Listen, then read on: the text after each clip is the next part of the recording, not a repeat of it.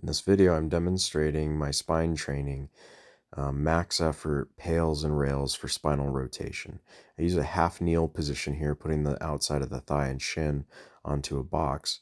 Then I rotate towards the box and grab the opposite edge. This gives a ton of rotational torque and the ability to generate force in this position, which has been a challenge for me over the years to figure out how to get more force production and more tension out of this position. So this one so far has been the most I've found.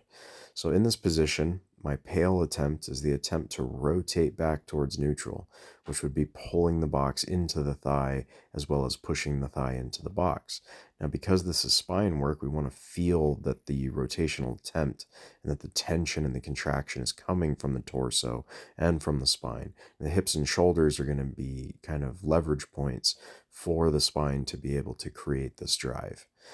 So initially I get in position, I'm going to maintain that for about 90 seconds to 2 minutes. During that time, I'm stretching passively as well as isometrically ramping.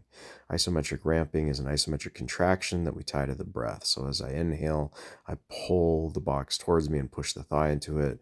As I exhale, I relax. And then I go into max effort pails and rails here, which is what you're seeing here at the end. That was the switch to the rail. So the pail, I pull the box towards me. The rail, I try to actively rotate the spine towards the box or deeper into the stretch.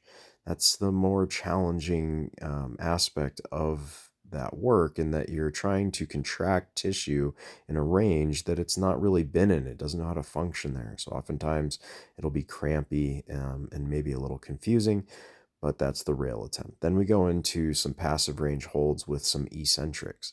So the eccentric component is that I am pushing my thigh into the box and I'm bracing my abdomen, and then my arms are rotating me around the corner against that tension.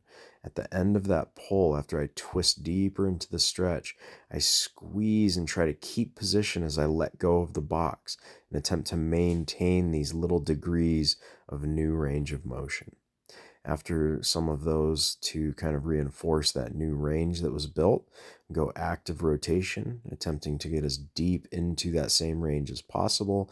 But now I don't have my hands to assist me, so it's requiring the tissue that's responsible for that range to drive into that range rather than passively pulling from the arms. So this is the process of creating a little more spine rotation, passive and active.